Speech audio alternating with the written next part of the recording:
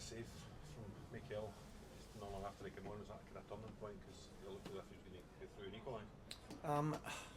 The turning point's the 2 goals. It's there's nothing in the first half. It's a poor first half from both teams on a difficult pitch, and we simply don't defend the set play. We said before the game, defend for your lives. Make this like it's so hard to score against, and the 2 goals are really really poor. That's the difference in the game. I have to take the positives is the reaction in the second half with the players that came on with a lot more energy, with a lot more control of the game. We created numerous opportunities where we went through outnumbering them and chose the wrong pass, which we have to be better at. That's obviously not acceptable ever, but at least we're in them positions. And the enthusiasm of Jamaro Calvin, not playing like the world owed him a living. It's taken us a long time to get him to this stage.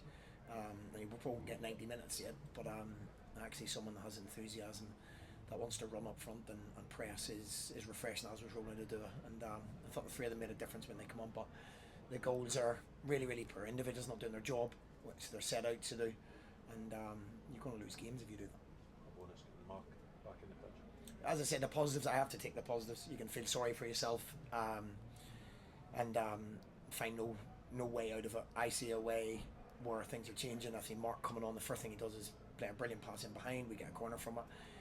He gives a calmness and an ownership. We put Alex Gogic back to the middle of the back 3 straight away.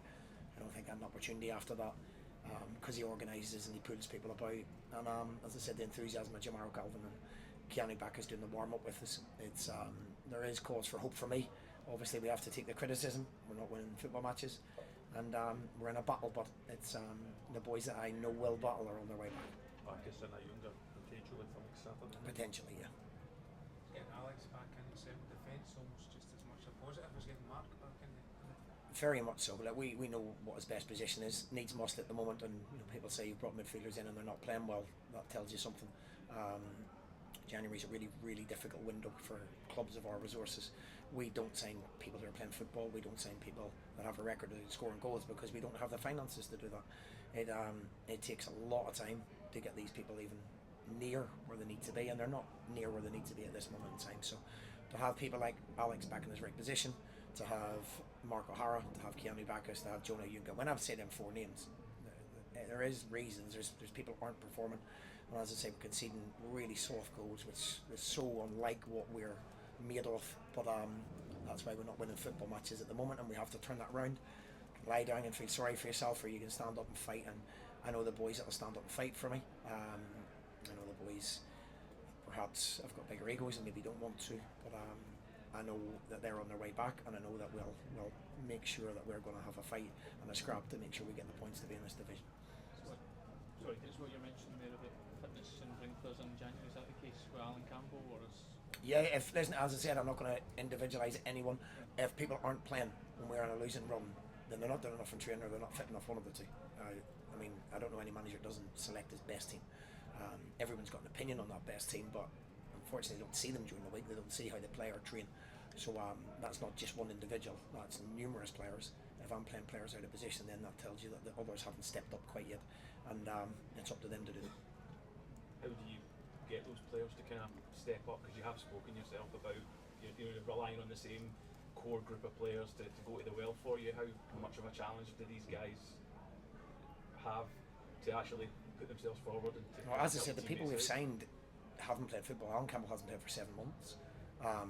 We've got no reserve side to get people fit, so that's difficult. We don't have a big enough squad to take risks with players to actually get them fit. So it's a catch-22 situation, really.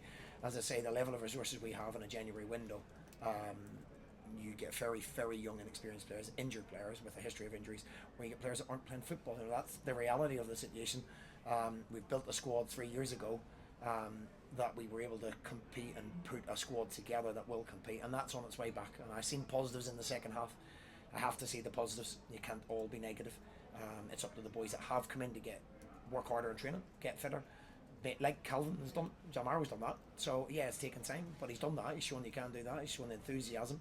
The world doesn't know people are living. You have to earn that living. And listen, we're going to fight and we're going to scrap. We're going to work hard, and that's the only promise I can give. We'll work as hard as we can to turn the situation around. Today was your 5th game in 15 days. Just how challenging a run has that been for everybody, and how important are these next 2 weeks, because you've got 3 midweeks? It gives me a chance to coach. There's been no coaching. It's just been pure recovery and rolling practically the same people out again. We've tried to shuffle it a couple of times with boys that haven't played football. You know, Jake Young's played limited football in the last year. Dan and Lundy played virtually no football before he came here, and Alan Campbell played none for 7 months. So you know, that's a level we're able to bring in. So it does give me time on the pitch with people that are coming back as well, and systems that we want to get to. And yeah, look, it's not a good place to be in. I'm not hiding away from that there, but I believe there is positives. I believe the areas we got into we can be better at, but we have got players that can do that. I believe we've got players that we can put in the pitch next week and in the coming weeks that will certainly help that situation.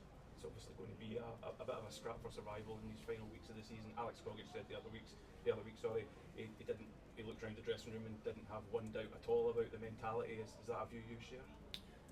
It's a view that I 100% share with this group. Listen, losing games doesn't mean to say you don't care, you haven't got the right mentality. There's lots of reasons behind it: poor decisions, poor form, poor defending, wrong decisions in the final third. So that's up to me to try and correct and make better, as many of them better as you possibly can in a short period of time. But yeah, look, we'll put a team out that is going to battle and scrap and fight. And as I say, when we have them three bodies back, they epitomise what we're about. We haven't been St Mirren for 8 weeks. We give away soft goals. We haven't pressed teams properly. We haven't competed physically. And if you don't do that, you lose games. So we'll have to turn that around. We have to work very, very hard. What's the answer? We haven't got a magic wand. There isn't money. There isn't money to turn this around. There wasn't money in January to turn it around, incomparable to everybody else. So hard work and a belief and a resilience and sticking together. Cheers, guys. See you, Stephen.